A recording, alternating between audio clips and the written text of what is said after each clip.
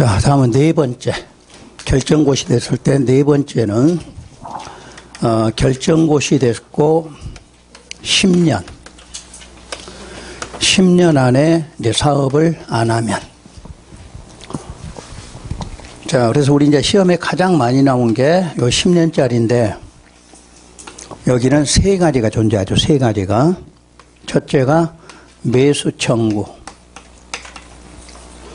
아마 우리 시험에 이제 가장 많이 나왔던 게 이 부분이에요. 그러니까 매수 청구니까 여러분 땅에 시설을 만들겠다고 결정했고 10년간 사업 안 하면 여러분의 땅을 뭐하라?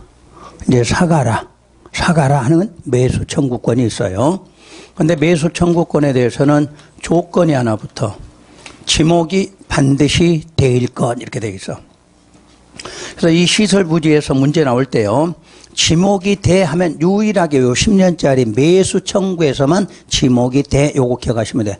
간혹가다 다른 데다가 지목에 뭐가 필요하다 이런 말 나오면 절대 안 되고 매수 청구에서만 지목이 대일 것 요게 나와요. 그러면 지목이 대인 우리 토지 소유자들이 매수 의무자가 있어. 매수 의무자 좀 이따 배울 거예요. 이 매수 의무자에게 매수 청구한다 이렇게 나와. 다시 여기서 청구했는데 어떤 요건이 충족이 되면 그 시설 부지에 대해서 개발행위 할 수 있게 해준다 또 이렇게 나와. 그래서 여러분 이제 시험에 두 가지가 똑같은 말이 지금 두 가지가 나와 있죠. 시설 부지 개발행위가 몇 년짜리? 저 2년짜리에도 있고 여기 10년짜리 매수 청구에도 있다 그 뜻이에요. 반드시 이때는 요건이라는 게 있어요. 요건을 갖춰야 돼요. 여기도 좀 이따 요건을 갖출 때 시설 부지 개발 행위한다 이렇게 들어요. 그럼 내가 하나만 예를 들어 볼게요. 자, 여기 2년짜리는 가건물 건축한다. 그럼 이해되나요? 가건물? 임시건물이야, 임시건물. 여기는 단독주택 건축한다. 이렇게 나와. 그러면 여기는 왜 가건물이고 여기는 단독이냐 그러면 지금 요건 2년밖에 안 지났죠, 지금?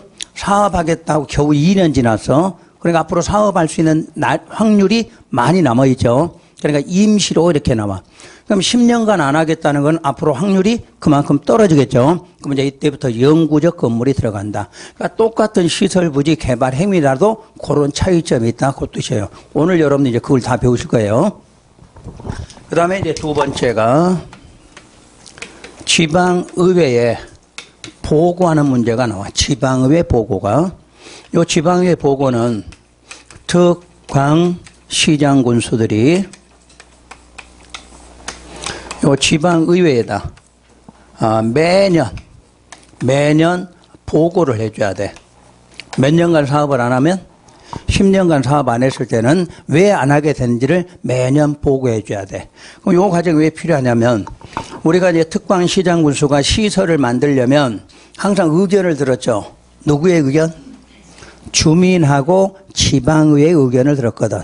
근데 주민한테는 알릴 의무가 없는데 지방의회한테는 알려야 돼. 왜냐하면 이거 안 알리면 나중에 꼬장 부려. 여기서 꼬장 부려. 나중에 하려고 하면 왜 하라는데 안 했어? 자, 비용이 증가돼서 좀 더 주라 그러면 너 보고도 안 했잖아. 이렇게 꼬장 부릴 거 아니야. 그러니까 매년 보고를 해주게 돼요. 하기 싫어도 해줘야 돼요. 과정이요. 그리고 이제 가장 획기적인 방법이 생겼어요. 그 시설 결정에 대해서 해제 신청권이 자 4년 전에 신설이 됐어. 그러니까 여러분들 스스로 이제 시설에 결정이 된 것을 뭐 해달라고? 해제해달라는 신청권이 생겼어. 그래서 토지 소유자들이 이제 이반권자 또는 결정권자에게 이제는 그 결정한 거 해제를 뭐 해달라? 신청할 수 있다. 이렇게 나왔어. 그럼 이제 두 가지 해볼게요. 시설이 만들어진 땅에 전도 있고 답도 있고 뭐 임야도 있고 대도 있고 뭐 잡종지도 있고 많이 있겠죠. 그때 이제 10년짜리 해볼게요. 10년짜리 사업 안 했을 때 요 사람에 대해서는 이제 두 가지를 할 수 있지. 이 사람은 첫째 뭐도 해보고 매수 청구도 해보겠죠. 그건 안 됐어. 아니면 매수 청구하기 싫으니까 바로 뭐예요? 해제 신청해달라. 내 땅에 도로 낸다는 거 지금 없던 걸로 해달라 신청할 수 있다. 그럼 이제 지목이 대가 아닌 사람은 매수 청구해요, 못해요? 매수 청구 못하죠. 그런 사람들은 바로 뭐 들어가라? 해제 신청하라, 이렇게. 그러니까 앞으로 여러분 땅에서 이렇게 하라는 얘기예요. 여러분 땅에서. 그러니까 시설이 뭐 도로 난다든가 뭐 시설 만든다고 결정해놓고 10년간 지났어. 그때 지목이 대인 사람은 뭐 아니면 뭐 할 수 있어요? 매수 청구 아니면 해제 신청 두 가지 중 하나를 하면 돼요. 두 가지를 동시에 하진 않고. 그 대신에 지목이 대가 아닌 사람은 무조건 무슨 신청? 해제 신청해달라, 이렇게 할 수 있어요. 그래서 이제 그동안 시험이 여기가 가장 많이 나왔고, 요 두 개는 이제 돌아가면서 한 번씩 나눠서 그런 식으로 좀 출제가 되고 있어요. 자, 마지막 5번째는, 앞으로 이제 요 시설이 결정되고 10년간 사업 시행 안 했다, 요거를 다른 말로는 장기 미집행이라고 그래. 장기 미집행 시설. 그러니까 여기서 장기가 얼마? 10년 이상을 장기로 봐. 그래서 여러분 시험에서도 10년 안에 사업 안 했다 이렇게 안 나오고 장기 미집행 시설에 대한 설명이다 이렇게 나와. 뭐 장기 미집행이니까 몇 년간? 10년간 사업 안 했다는 뜻을 요걸로 대신하기도 해요. 그러니까 우리는 장기적이다 그러면 10년간 사업 안 한 것을 집행하지 않은 시설이다 이렇게 표현하기도 하고. 5번째, 이제 결정고시 되고 20년 안에 사업 시행 안 했다. 사업 시행 안 하면 그 시설 결정에 대해서는 효력을 상실한다고 되어 있어, 이제. 그러니까 결론은 여러분 땅에 20년간 사업 안 하면 이제 원위치 되는 거예요. 여러분 땅으로. 그 시설 결정 효력 상실한다, 이렇게 말해요. 그럼 정확하게 볼게요. 효력이 상실되는 날은 무슨 날? 다음 날은 알겠죠, 이제? 그래서 항상 몇 년에? 20년에 다음 날에 그 시설을 결정한 무슨 계획은? 관리 계획은 여러분 이 지문까지 당연히 자동적으로 효력을 상실한다, 이렇게 말해. 그러니까 효력을 상실하는 절차가 있는 게 아니라 그냥 자동이야. 자동으로 무슨 날 되면? 다음 날 되면. 그냥 다음 날 되면 그 결정 자체를 따로 안 해. 안 해도 그냥 자동으로 없어진다, 이렇게 말해. 그러니까 간혹가다 묻는 게 그래서 이걸 써놓은 거야. 무슨 관리계획 절차로 효력이 상실한 게 아니에요. 그냥 자동적이야. 당연히 효력을 상실한다. 그러면 효력이 상실했을 때 알려주는 고시를 무슨 고시라 해요? 실효고시를 한다, 이렇게 나오겠죠. 그러면 실효고시해야 효력 상실해? 실효고시 상관없이 효력 상실해? 상관없이. 이거는 상실했다는 걸 알려주는 의미니까 이거 갖고 효력을 상실하는 게 아니라 이미 무슨 날에? 다음 날에 효력 상실했다. 그럼 상실한 거 우리 국민들은 모른다. 모르니까 행정청이 그 효력 상실했다고 뭐 해라? 알려라. 그걸 무슨 고시다? 실효고시다. 이렇게 말해요. 왜냐하면 우리 관보나 공보라는 건 정기적으로 나오죠. 정기적으로. 만약에 울산광역시 시보가 매월 말일날 나온다, 이렇게 예를 들어봐. 매월 말일날. 근데 오늘 15일자로, 오늘 날짜로 만약 실효됐다 가정해봐. 그럼 오늘 실효됐지만 그 공보나 관보에는 언제? 말일에 실효질 거 아니야, 말일에. 그러니까 실효고시하고 실효되는 날은 전혀 달라요. 실효는 항상 무슨 날? 다음 날. 그리고 이제 그 후에 알려주는 고시를 무슨 고시다? 실효고시다. 이렇게 말해요. 그래서 지금 여러분 책에 요 과정을 지금 배우실 거예요, 이제부터. 근데 우리가 이걸 모르면 여러분 시험에서 굉장히 어려워. 요렇게 시험 문제를 숫자로 낸 적도 있어. 다음 중 시설 결정에 대한 설명이다. 틀린 걸 찾아라.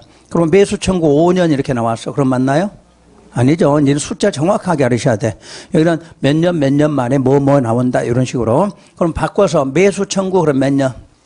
그렇지, 10년. 이렇게 지방의회 보고 10년, 실효 그러면 20년의 다음 날, 이런 식으로. 그냥 이 지문만 갖고도 숫자가 이렇게 연상될 수 있게끔 공부를 하시라는 얘기야. 그러면 이 부분의 시험 문제는 어지간하면 맞춰요.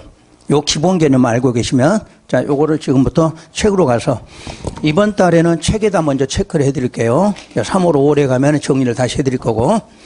자, 보면은 5절에가 시설부지 권리구조에서 1번 매수 청구권의 제도적 배경 이렇게 나와 있나요? 요건 읽어도 되고 안 읽어도 상관없어요. 뭐 합격하고 읽어도 되고. 자, 2번. 시험 문제가 2번 매수 청구인데 그 매수 청구 옆에다 괄호하시고 형성권 아니다 이렇게 써보세요. 매수 청구는 형성권이 아니다. 그럼 여러분들이 매수 청구했다고 반드시 사주는 건 아니다 그러죠. 여러분 형성권은 어디 법에서 가장 많이 써? 민법 시간에 청구권, 형성권 그거 모르면 뭐 헤맸지 여러분들. 자, 형성권이란 말 자체가 권리자 일방이 자 효력을 바로 발생시키는 방법을 형성권이다 이렇게 말하죠. 그러니까 우리는 형성권은 아니다 먼저 생각했어. 그래서 매수 청구권자. 자, 첫 줄에 중간 정도 괄호 봐보세요. 도시계획 시설 결정이라는 말이 있나요? 그 첫 줄 중간 부분에 괄호. 그 앞에 지문을 줄여서 그렇게 쓴다는 이야기야. 요거야. 요렇게 쓰는 것을 줄여서 뭐라고 한다? 도시계획 시설 결정이란다. 그 뜻이에요. 그래서 시설 결정 고실로부터 10년 이내에 둘째 줄 중간. 도시계획이란 말을 내가 빼고 읽을게요. 그냥 시설 사업이 뭐 하지 않을 때 시행되지 아니한 경우. 그러니까 반드시 여기는 기간 나와. 기간 나오고 뭐 하지 않았다? 사업 시행 안 했다. 이렇게 나와 순서가. 그래서 시행되지 않았을 때 넷째 줄에 그 지목이 뭐 해야 된다? 지목이 돼야 돼요. 그때 대인 토지 그 다음 줄에 소유자.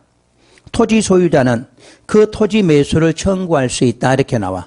그때 괄호 속에 보시면 토지라는 말이 나오면 그 토지에는 뭐뭐 포함하느냐 이 말이 나오는데 여러분 시험에 40문제 중에 한 두세 문제가 꼭 이 지문이 나와. 토지 그럼 뭐 포함? 건축물, 정착물 포함해. 이 시간 이후로 토지 그럼 토지로 끝나지 않아요. 건축물하고 정착물 포함이야. 자, 반대로 건축물 단어가 나왔어. 건축물. 그럼 뒤에는 뭐 포함? 토지 포함. 꼭 기억하실 거. 앞으로 따로 설명 안 해줘도 토지 그럼 건물 정착물이에요. 반대로 건축물 그러면 토지도 포함. 이렇게 공부하시라는 이야기야. 그게 여러분들이 해년마다 40문제 풀면 두세 개 지문이 나와요. 뭐 그거 모르면 답 못 찾지. 그거 알면 바로 답 찾는 거고. 그래서 토지 그러면 토지로만 끝나지 말라고만 생각하시면 돼요. 그 다음 매수 의무자.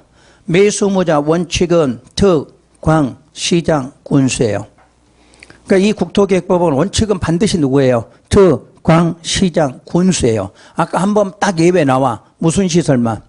광역시설에서만 특광, 시장, 군수가 예외로 나온다. 그거 한 번만 기억하시라는 얘기예요. 그럼 예외는 누구냐? 그러면 다음 페이지 넘겨보세요. 사업시행자하고 설치관리 의무자라고 나와 있나요? 그러니까 원칙은 울산광역시는 누가 매수 의무자예요? 울산광역시장이야. 그런데 그 사업에 대해서 시행자가 정해졌어. 그럼 굳이 광역시장한테 하지 말고 누구한테? 시행자에게 하라 그 뜻이야. 그러니까 누가 정해져 있으면 시행자가 정해진 경우예요. 그리고 두 번째는 설치관리 의무자가 정해졌을 때. 설치관리 의무자가 정해졌을 때. 그런데 우리 시험은 그 둘째 줄 끝에도 물어본 적이 있어. 설치하고 관리하는 서로 다르면 누구한테 매수 청구하느냐 이렇게 물어봤어. 그때는 설치 의무자예요. 자, 그럼 다시 자 매수 의무자 그러면 첫째 누구예요? 특, 광, 시장, 군수예요. 근데 이제 시험에서 그렇게 나와. 한국토지주택공사를 시행자로 정했다 이렇게 나와 지문이. 그럼 누구한테 매수 청구해야 돼?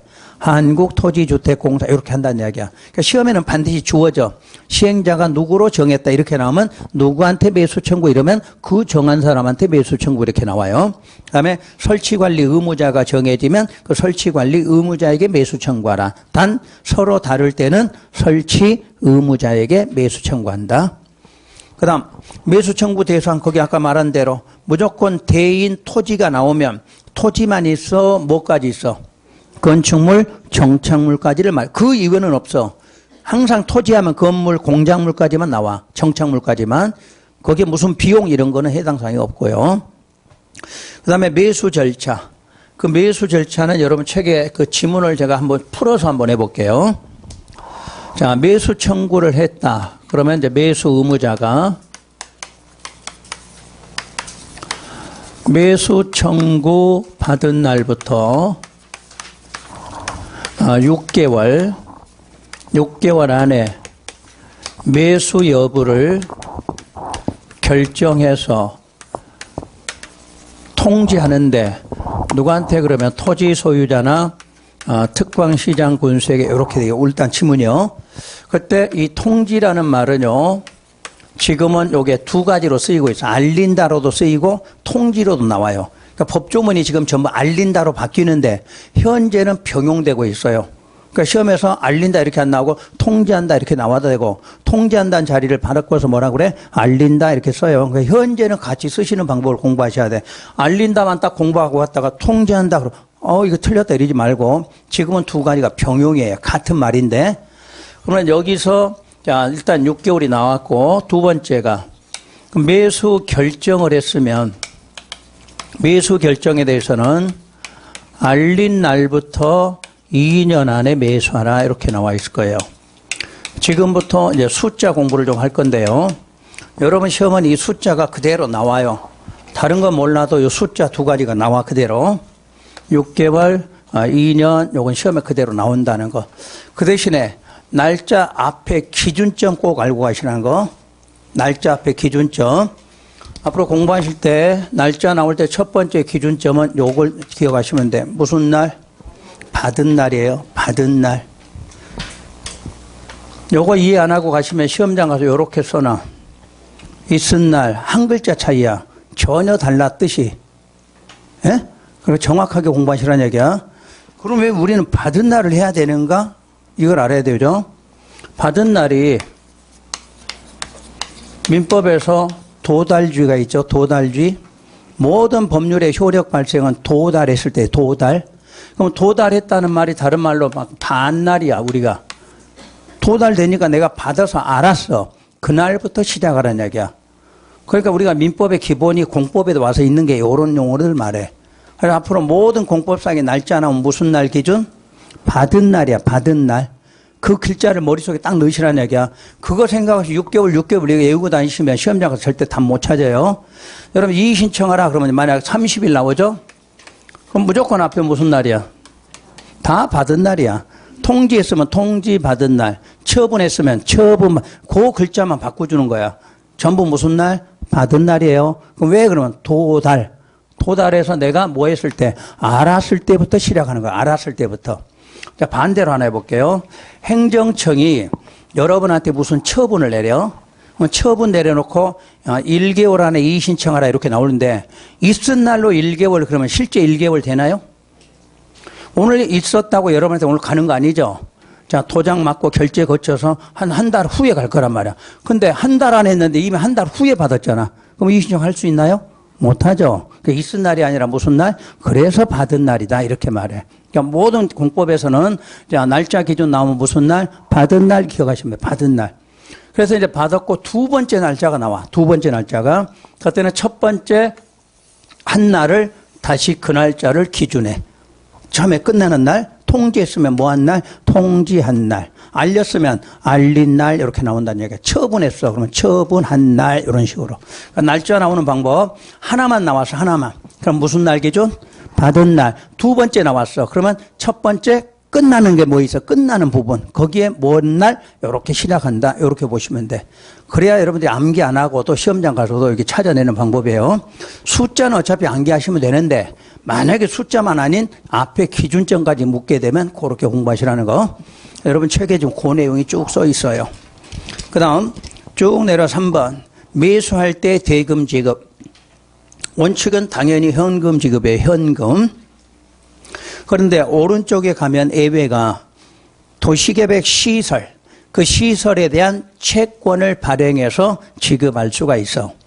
그때 우리는 현금 내는 경우는 거의 없어. 전부 시설 채권을 물어봐요. 그러면 시설 채권을 언제 발행하느냐 그러면 매수 의무자가 지자체여야 돼. 지자체. 그게 답이야. 올해도 작년에도 나왔어 이 지문이. 항상 지자체일 때만 채권을 발행해. 근데 여러분 시험장 가잖아. 국가 또는 지자체 이렇게 써놔. 그러면 다 틀리고 나와. 국가 또는 지자체에 놓으면. 그럼 어디서부터 연결되냐? 매수 의무자부터 알아야 돼. 그 매수 의무자. 매수 의무자 원칙 누구예요? 매수 의무자. 광, 시장, 군수. 그 사람이 국가예요? 지자체야? 그게 지자체야. 그게 지자체. 그러니까 국가 지자체 아니에요. 지자체만이 발행해. 여러분 기출문제 봐봐. 국가 또는 지자체 맨날 써놨지. 그래 틀리면서도 왜 틀린지를 몰라. 왜냐? 암기만 돼 있지. 앞에 연결이 안 돼. 매수 의무자가 누구다? 광, 시장, 군수. 그거부터 시작이 돼야 돼. 그 사람이 발행하니까 누구라고 그래? 지자체라고 한다. 이렇게 나와야 돼.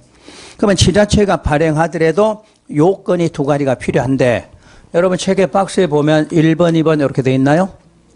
여기다가 또는 이렇게 쓰시고 두 가지가 동시 만족 아니에요. 하나만 만족이 돼도 돼. 그리고 요 2번에다는요. 직권 이렇게 직권 발행 매수 의무자가 직권 발행을 해. 직권. 그럼 반대로 1번은 누가 원했나요? 소유자가 원했어. 근데 2번은 소유자가 원하지 않아도 의무자가 직권 발행한다 이렇게 돼 있어. 그럼 왜 이건 직권 발행해요? 이렇게 하면 그건 투기성으로 봐. 투기. 2번은. 투기성에 대해서는 의무자가 직권으로 돈 안 주고 채권 발행하겠다. 요런 원리예요. 그래서 채권 나오면 반드시 두 가지. 소유자가 원한다. 이건 큰 문제가 없어. 소유자가 원하면. 그럼 소유자가 원하는 거는 금액 상관 있나요? 없나요? 금액이 안 써져 있죠? 그냥 소유자가 원하면 10억짜리든 100억짜리든 전부 채권으로 줄 수 있다. 그 뜻이에요. 자, 그럼 두 번째가 부재 부동산 소유자의 토지야. 부재 부동산 소유자의 토지. 부재가 뭐예요? 부재. 거기에 거주 안 해. 거주 안 하는데 부동산을 소유하고 있으면 투기성으로 본다. 그 뜻이에요. 여러분 여기 사시는데 저기 경기도 어디에다 땅 사놨어. 왜 사놨어요? 여러분 그냥 투자라고 그러지. 여러분 투자. 근데 국가는 투기로 본다는 이야기야. 투자하고 투기하고 차이가 뭐예요? 자, 우리가 투기는 사서 바로 파는 거야. 사서 바로 팔면 투기라고 그래. 투자는 사서 운용을 해. 운용. 그러고 나서 팔아. 그러면 그건 투자라고 그래. 이해가 됐나요? 내가 사서 좀 이용하는 거지. 뭐 이용해서 뭐 손해도 볼 수도 있고 뭐 이익을 볼 수도 있어 이용을 하는 거예요. 그러고 나서 팔았을 때는 투자라고 그래. 근데 사갖고 가만히 갖고 있다가 그냥 바로 파는 거는 투기라 이렇게 말해. 그래서 이걸 지금 투기성으로 보는 거야. 여러분 여기 사는데 저 경기도에 땅 사놓을 일 없죠? 그럴 때는 투기성으로 봐. 문제는 투기의 기준을 거기 숫자 3천만 원 초과로 봐. 그럼 3천 미만은 투기로 안 본다 그 말 같아. 그죠? 요즘에 3천이면 돈도 아니지 뭐. 그런가요? 그건 있는 사람 이야기고 없는 사람은 1,000원도 없는데 뭐. 그러니까 기준이 내가 거주를 안 하는 쪽에 부동산을 소유했을 때 얼마 넘어가면 3천을 초과하면 그때부터 투기로 보겠다 그래야. 그러면 채권을 어떻게 발행해? 3천 초과 금액만 발행해. 3천 초과된 금액만. 그럼 내가 5천만 원짜리 땅을 갖고 있어. 그럼 얼마? 3천은 현금 주는 거고 2천을 채권으로 이렇게 묶어 놓겠다. 그런 뜻이에요. 그것까지 이해됐나요? 자, 문제는 우리 개인은 요건데 이제 비업무용 토지가 있어. 비업무용. 이건 회사들이죠 지금. 우리나라 대기업이 전부 이렇게 해서 돈 벌어서 초창기에. 업무용 토지는 전부 세금 감면을 해주죠. 그래서 이거 한 10년, 20년 묶어놓으면 어떻게 돼요? 값어치 올라가지. 그때 팔면 돈 버는 거지. 그래서 비업무용 토지는 대표적으로 이제 어떻게 묶냐면, 자, 만약 1,000억짜리야, 1,000억. 그럼 현금 얼마 줘요? 3천 줘, 3천. 그리고 999억 7천만 원을 채권 묶거나.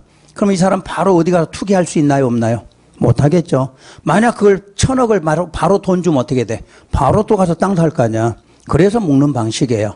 그러니까 2번은 특히 이걸로 기억을 해두라는 거.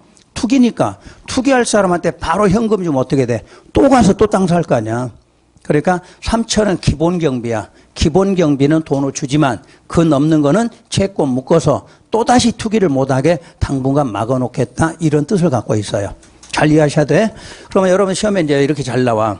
소유자의 의사와 반하는 경우, 소유자의 의사와 반하는 경우는 채권 발행할 수 없다. 맞나요?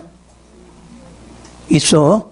소유자의 의사에 반한다. 원하지 않았어. 원하지 않아도 채권은 발행할 수 있다. 맞는 지문이야. 첫째는 소유자가 원한 거고 둘째는 소유자가 원하지 않았잖아. 소유자가 원하지 않았다. 의사에 반한다. 아직 민법 다 안 배우신다. 그것까지? 반한다는 게 원하지 않은 거야. 그렇게 시험에 나오고 우리 시험에는. 왜? 그럼 공법에 왜 그거 내요? 여러분도 민법 배웠으니까. 그럼 민법 배웠으니까 낸다는 이야기야. 다시 소유자가 원한다. 원하지 않는다를 뭐라 그래? 소유자 의사에 반한다 그래. 의사에 반한다. 원하지 않았어. 그래도 채권은 발행할 수 있다. 이렇게 해야 돼. 그럼 있는 경우는 자, 두 가지 토지인데 얼마 초과될 때? 3천 초과될 때 이렇게 해요. 그거 정확하게 하셔야 돼. 그 다음에 두 번째가 상환기간 이율인데 자, 밑줄 그으세요. 상환기간은 10년 이내. 근데 공부 문제 잘 안 하신 분은 10년 이렇게만 외우고 갔거든요. 10년 아니요. 10년 이내야. 그러니까 최대가 10년이야. 그럼 모두 공법상에서 채권이 10년 나오면 민법의 일반 채권과 똑같아요. 민법상 일반 채권도 좀 얼마예요? 10년으로 돼 있어. 10년. 그러니까 기본적인 게 민법의 내용을 갖다 쓰는 거지. 그러니까 민법이 되신 분들은 이런 게 아무것도 안 돼. 다 그냥 기본으로 되는 거야. 그 대신에 10년 이렇게 외우지 마시라는 거. 10년 이내요. 그럼 울산광역시 같으면 10년 이내니까 5년으로 할 수도 있겠죠? 그런 개념이니까 10년이라고 외우지 마시라는 얘기예요. 그리고 이율에다 밑줄 긋고요. 이율은 그 다음 줄에 1년 만기 정기예금 금리의 평균 이상으로. 그럼 정기예금 금리보다 더 주겠다 이 말이겠죠? 외우지는 말고 그 뜻을 이해하시라는 얘기야. 자, 문제는 그 다음 줄. 구체적, 거기서부터. 구체적인 상환기간과 이율은 그 줄 끝에 조례로 정한다. 중요한 거지. 그러니까 법조문에는 10년 이내고 그 정기예금 평균 이상으로만 줘라고 그랬지. 숫자는 없는 거야. 그럼 울산광역시는 나는 8년으로 자, 이율은 3.7% 이렇게 하겠다는 이야기야. 그 구체적인 거는 그러니까 지방마다 다 다르구나 이런 뜻이에요. 자, 그러면 이제 바꿔서 한번 할게요. 상환기간이 만약 최대 10년이라고 가정해봐요. 10년. 그럼 여러분들이 왜 나는 현금 지금 안 받고 채권 달라고 원할까요? 응? 이자. 그러니까 당장 나는 그 돈이 나와도 먹고 사는데 지장 없으면 은행에다 맡겨도 이 금리가 지금 낮죠, 요즘에. 그러니까 채권 금리가 항상 높으니까 나는 금리를 좀 높이겠다. 그런 의도예요. 그러니까 알고도 공부해야 돼. 소유자가 생판 그냥 원한다. 그러지 말고 외우지 말고. 왜 원해? 이자. 이자를 좀 더 받으려고 원한다. 이렇게 이해하셔야 돼. 그래야 안 틀리지. 또 하나가 있어. 원래 이건 이제 다음에 만들어진 거고 법조문에는 못 써놓은 지문이 하나가 있어요. 법조문에 안 써진 게 여러분 지금 시골에서 땅 갖고 계시는 부모님들이 땅 팔아서 돈이 생기면 부모님들이 써요? 자식들이 갖다 쓰나요? 그러죠? 또 그것도 되지 않는 사업한다고 하다 쫄딱 말아먹지. 그 말아먹는 이유가 자기 돈이 아니니까 해프게 써서 말아먹는 거지. 자기가 처음부터 벌어서 모아놨으면 안 망해. 근데 나무 돈 갖다 하니까 금방 망하겠죠. 그러면 이제 문제는 시골 노인네들이 이제 어떻게 돼요? 돈 다 뺏기고 생계가 곤란해. 그래서 이 제도를 만든 거야. 그럼 여러분도 앞으로 이제 돈 뺏길 것 같아. 그러면 여러분 돈 안 받고 뭘로 받으면 돼? 채권 주세요. 그러는 거야. 그럼 이자 수입 받죠? 그럼 생활비 되잖아. 그럼 자식들은 또 효도하겠죠? 왜 효도해? 저 10년에 돈 남으니까 잘해야지. 이해가 되셨어? 그러니까 앞으로 시골에 땅 팔면 무조건 돈 받지 말고 이런 방법이 있다 하는 거야. 근데 법조문에다 아들이 불효하니까 이렇게 하세요. 이렇게는 써놓을 수가 없잖아. 원래 그 뜻이에요, 이게. 예전에는 2번밖에 없었어, 2번밖에. 그냥 전부 채권, 투기는 전부 채권으로 한다, 이렇게 해놨는데, 그걸 소유자가 원한다는 뜻에다 그 내용을 써놓은 거예요. 알고 공부하셔, 배웠으니까 응용하셔야 돼? 자식이 이쁘면 그냥 줘도 돼. 근데 내가 살기 막막한데 팔기서 다 팔아서 주지 말고, 그때는 좀 남겨놓는 방법이 요것도 있다, 이렇게 보시라는 얘기예요. 그 다음에 이제 법준용이 나와, 법준용. 그때 채권 단어 쳐보세요. 도시계획 시설 채권. 채권의 발행 절차나 이렇게 나오죠. 그러면 그 다음 줄 지방재정법이야. 근데 여기다 또 국유재산법 아니면 토지보상법 써놓으면 또 많이 헷갈려. 그러면 다시 이제 순서를 정할게요. 매수 의무자 원칙 누구? 광, 시장, 군수, 지자체예요. 그러니까 이 사람이 뭘 발행했어? 채권 발행했죠? 그럼 그 사람이 발행했으니까 국유 이렇게 하면 안 되겠죠? 뭐 해야 돼? 지방 가야지, 지방. 그렇게 연관돼야 돼. 그 다음에 구체적인 저 기간, 이율도 뭐로 정해? 조례, 그것도 뭐니까? 지자체니까 그 뜻이야. 네 개가 연결돼 있어, 연결. 그러니까 시험은 여러분이 그걸 암기해 온 사람은 틀리게끔 시험 문제 주는 거야. 자, 다시. 원칙, 매수무자 원칙은 누구?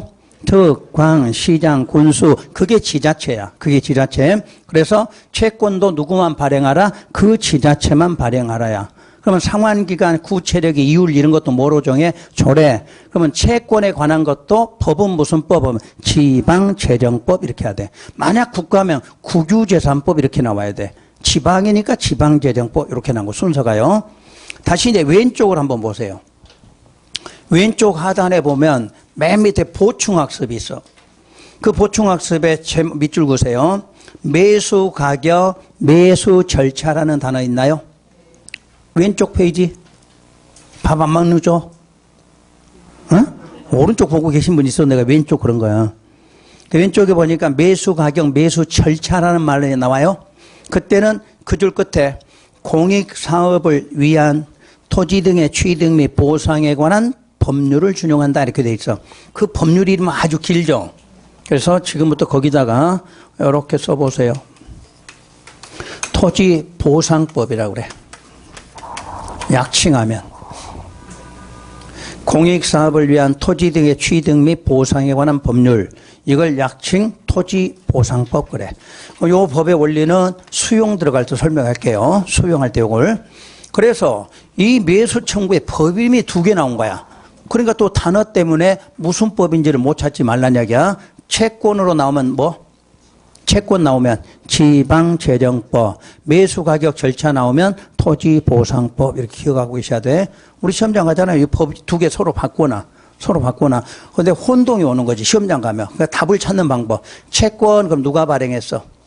지자체. 지자체니까 법도 무슨 법? 지방재정법. 이렇게 연상하라는 이야기야. 시험장 가서요. 근데 이제, 매수하고 절차나 이런 거는 토지보상법으로 한다. 이렇게 하시고. 그 다음에 4번에 보면, 매수하지 않는 경우에 권리구제 방법 이렇게 돼 있나요? 그 제목을 좀 같이 따라 써보세요. 거기다. 그 제목 놔두고 그 옆에다.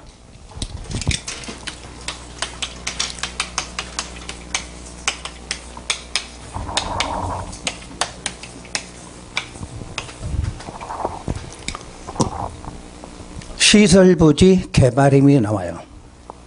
또 요거를 다른 말로 하면 행위 제한이 완화가 돼요.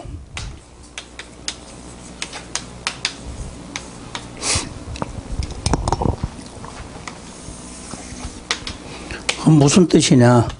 매수 청구 후의 내용이야. 매수 청구 후에 이런 행위가 나올 수 있다. 그 뜻이에요. 그럼 매수 청구가 아까 형성권이면 이런 문제 발생해요, 안 해요? 형성권이면 이 문제가 없어지겠죠? 근데 안 사줄 수가 있다고 그래서 안 사줄 수 있으니까 어떤 요건이 충족되면 그 땅에다 우리 무슨 행위? 개발행위 해주자. 그럼 개발행위 해주는 게 뭐가 완화됐다? 행위제한 완화. 그러니까 여러분 시험에서 매수 청구에서 요건을 갖추면 행위제한 완화된다. 그럼 요걸 뜻하는 거예요, 지금. 이해됐나요? 지문이 이렇게 나와. 행위제한 완화됐다. 그럼 이 부분이다. 이렇게 알아들으셔야 돼. 시설부지 개발행위 한다. 그러면 이 부분을 말한다. 이 뜻이에요. 자, 그러면 첫째 요건이라는 게 아까 여기 있어요. 매수무자가 어떤 요건이 갖추면 시설부지 개발행위 한다. 이 부분이 지금부터 요건을 배우는데. 자, 첫 줄. 지금 밑줄 그을 때 잘 긋고 따라 잘 적으셔야 돼. 여러분 책으로 가서는 여러분 집에 가서 못 찾아, 이거. 왜냐면 하나의 지문 안에가 다음이란 말이 2번 나와. 다음. 어디 거를 말하는지 몰라, 지금. 자, 첫 줄. 매수 청구를 한 토지의 소유자는 다음에 따라, 밑줄. 다음에 따라. 그 다음이 1번의 허가 사유를 말해. 그 1번 써진 허가 사유를 말해.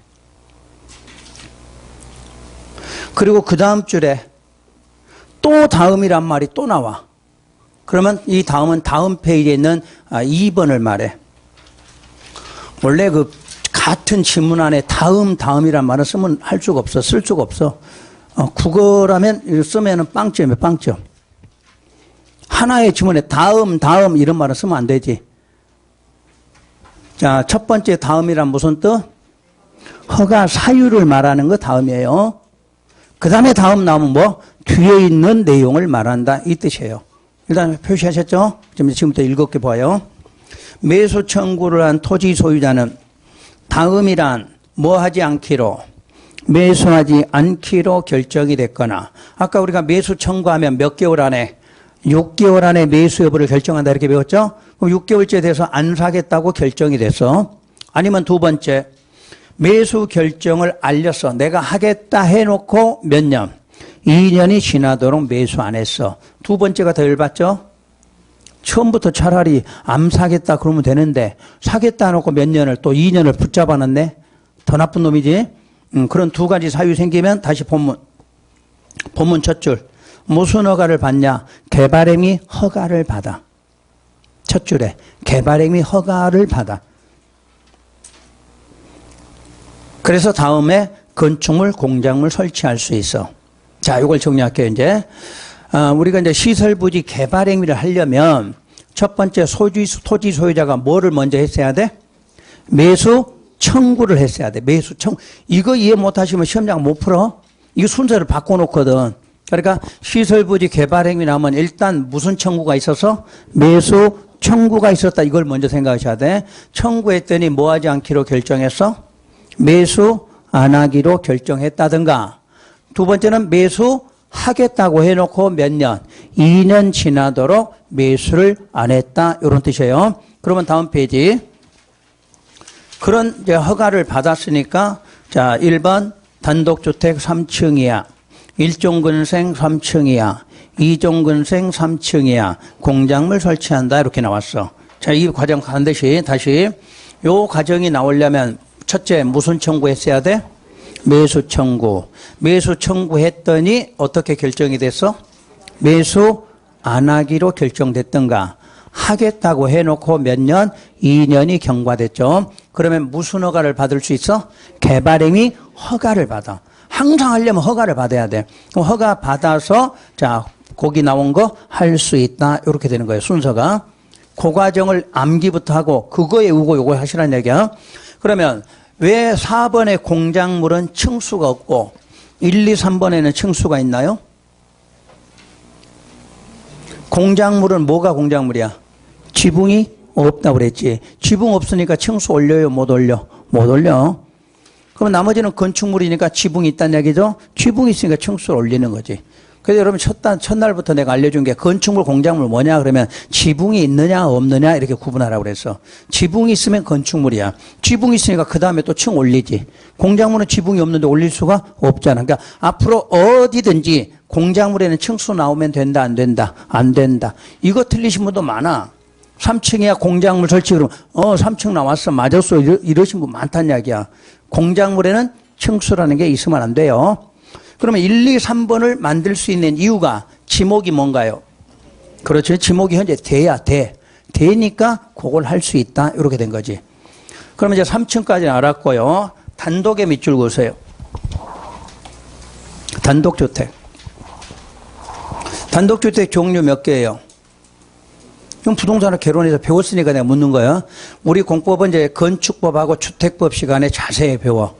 우선 종류만 해봐요. 뭐가 있어? 단독주택은 단독, 다중, 다가구, 그리고 공간이란 게 있어. 그런데 우리는 이게 다 되는 게 아니야. 안 돼. 꼭 기억하셔야 돼. 거기다 써놓으셔야 돼. 그럼 순수한 뭐만? 단독만 돼. 여러분 지금 맨날 여기다가 3층이야 다가구 이렇게 나오잖아. 그럼 틀린 거야? 자, 2층짜리 다중주택 맞나요? 3층이 아니까 2층은 맞아. 근데 다중은 안 되는 거야. 그 주의하셔야 돼, 이게. 우리 시험에 단독이고 몰라서 틀리신 분이 아니라 단독에는 4개가 있다는 걸 배웠기 때문에 틀리는 거지. 이거 안 배웠더라면 절대 틀릴 일 없지. 근데 단독 종류는 다중도 있고 다가구도 있다 보니까 바꿔서 내는 거예요. 여기는 법조문에가 순수한 단독이라고 되어 있으니까 주의하시라는 얘기야. 법조문에 지금 빠져서 그래. 단독에 뭐는 제외 이런 말이 있는데 그걸 지금 안 써놓은 거니까. 그리고 이제 일종은 다 돼. 일종 근생은. 그래서 근린 생활시설은 상가라고 생각하시면 돼요. 상가. 상가에서 일종은 다 돼요. 2종은 4개가 안 돼. 2종 4개. 단란주점, 안마시술소, 노래 연습장, 다중생활시설은 제외니까 이건 할 수 없다요. 다중생활시설에다 밑줄 긋고 고시원 이렇게 써보세요. 옛날에는 고시원이야, 고시원. 근데 지금은 다중생활로 바뀌어서 다중생활로. 그러면 이제 내가 이제 보니까 3번을 외우라니까 첫 글자로 외우신 분들 많대. 단안노다 뭐 열심히 외우고 다니시대. 근데 출제회는 그놈 딱 알아. 그러니까 2번에다 안마원 딱 내놓지. 안마원. 여러분 책에는 뭔데? 그거 써보세요. 안마시술소 밑에다 안마원. 안마원은 일종 근생이야. 일종 근생. 안마시술소가 이종 근생이고. 그러니까 첫 글자 외우면 돼요? 안 돼요? 안 돼. 공법은 첫 글자 외우는 순간 몇 년 공부하셔야 돼. 합격하시려면. 뭐 열심히 잘한 거는 같아. 근데 합격은 못 해요. 출제위원들 다 알아. 이러면 첫 글자 외우는 줄. 그러니까 기본이 안 되신 분들 자꾸 뭘 외우는데 첫 글자 따서 외우지 마시고 이론을 정확하게 알으셔야 돼. 그걸 알고 나중에 외우시면 편해요. 근데 처음부터 이걸 첫 글자 외우고 이러지 마시라는 이야기야. 알고. 안마시술소, 안마원 두 개를 알고 외우시면 되잖아. 안마원은 몇 종? 1종. 안마시술소는 2종. 알고 외우면 편하셔. 나중에는 안 틀리지. 자, 거기까지가 지금 10년짜리 매수 청구 끝났고요. 그 다음에 5번. 시설 결정의 실효. 시설 결정의 실효. 도시계획 시설 결정이 고시되고, 그 줄 끝으로 갈게요. 고시로부터 20년 지날 때까지, 그 다음 줄에 시설 사업이 뭐 하지 않을 때 시행되지 아니할 경우. 그러니까 이런 거 간단하게 하면 20년 안에 뭐 하지 않으면 사업 시행 안 하면 그렇게 빨리 해결하시면 돼. 그때 그 다음 줄에 20년이 되는 무슨 날에? 다음 날에 효력을 잃는다. 효력 상실이죠. 그 다음 줄 끝에 그 사실을 고시하라. 그게 무슨 고시? 그게 실효고시하라 말이야. 그럼 우리 실효고시만 갖고도 몇 번 나왔어. 실효고시는 안 해도 된다. 맞나요? 꼭 해야 돼, 꼭. 그래서 요자를 써놓는 거야, 요자. 실효고시는 하여야 한다. 이렇게 나와. 여러분, 실효고시를 안 하면 우리 국민들은 몰라. 여러분들 20년 날짜 세고 있나요? 1년도 날짜 못 세는데 무슨 20년 해갖고 다음 날인지 알 수가 없잖아요. 그건 행정청의 의무야. 행정청의 의무. 그래서 항상 앞으로 실효되면 무슨 고시한다? 실효고시한다. 이렇게 꼭 기억하시고요. 자, 6번이 이제 지방의회에 보고하는 문제가 나오는데 거기다 3월이라고 쓰세요. 지금 안 해요. 오른쪽에 7번으로 내려가시면 해제 신청이 나와요. 거기다는 7월을 쓰시면 돼요. 아니, 5월. 5월달. 왜냐하면 여러분들이 지금 관리계획 결정 과정 자체를 몰라. 그 절차를 모르면 이 문제는 백날 설명해도 못 따라가요. 그래서 여러분들이 단계가 있으니까 그때 넘어가서 해드릴 거예요. 자, 그래서 이제 어디로 넘기시냐면 147쪽으로 넘어가요. 147쪽으로. 7장 도시계획 시설사업 나오나요? 그럼 내가 이제 앞으로 도시계획자 안 쓰고 해볼게요. 그냥 시설사업 이렇게 할게요. 지금까지 뭐 배웠나요? 예, 시설 파트 배웠어, 시설. 그럼 아까 시설이 결정되면 뭐 하자 그랬어? 사업하자 그랬지? 그게 무슨 사업이야? 시설 사업이다. 그렇게 얘기를 하시면 돼요. 그러니까 과정을 배우실 때 도시계획이라는 단어를 빼고 읽은 거야, 도시계획. 우리는 지금 배우는 게 전부 무슨 계획이야? 도시계획을 배워. 그러니까 그걸 빼고 읽으시면 빨리 이해가 돼. 그러니까 시설. 응? 그럼 시설이 결정되면 뭐 한다? 사업. 그 사업의 이름이 뭐자? 시설 사업이다. 이렇게 하시라는 얘기요. 뜻 아시겠죠? 그러면 맨 밑에 보시면 도시군 계획 사업이라는 말이 나와요. 그걸 지금 정확하게 한번 다시 공부하실 거예요.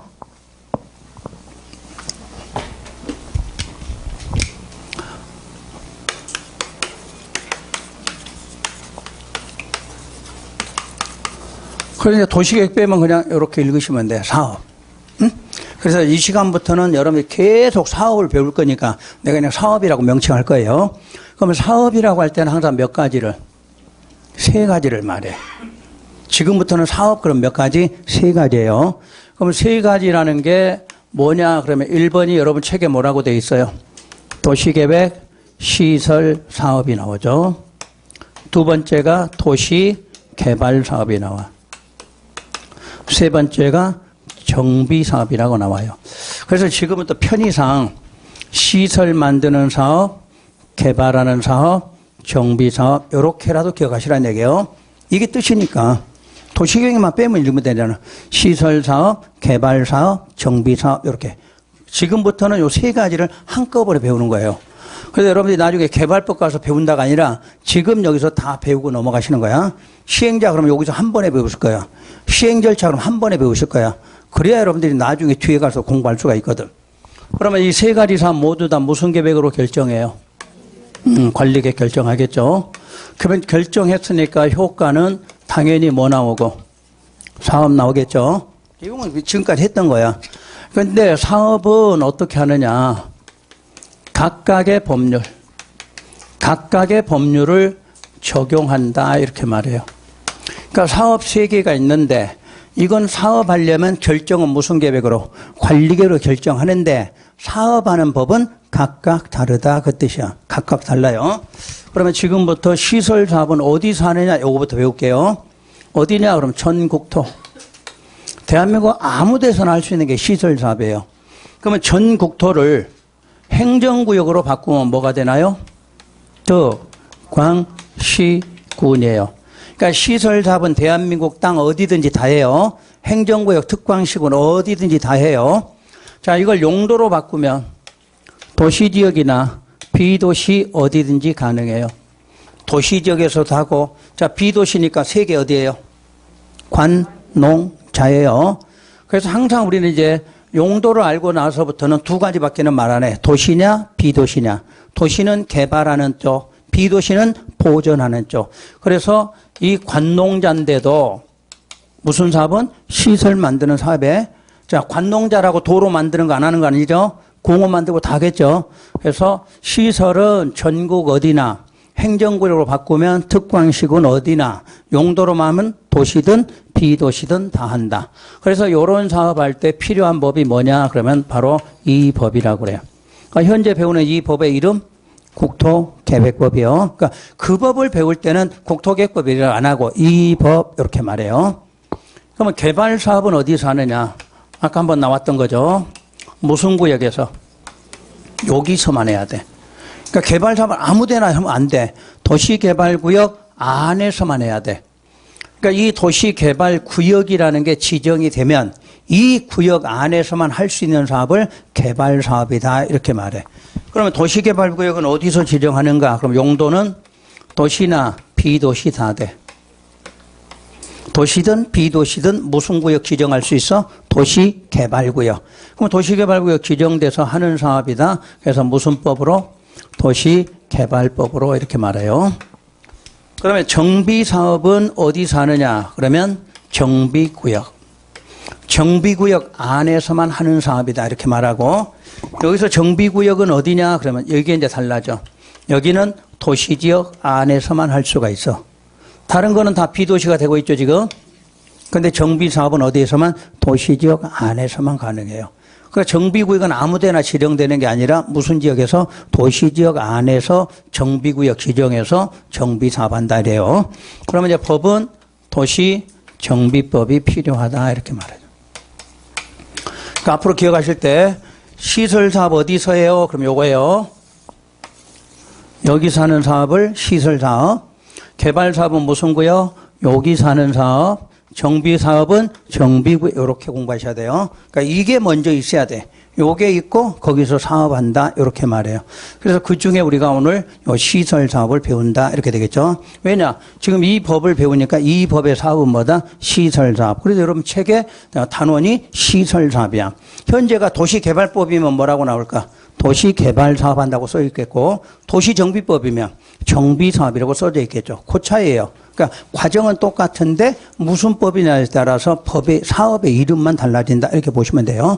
자, 쉬었다가 그 148페이지에 단계별 나올 거예요. 그 쉬었다 들어갈게요.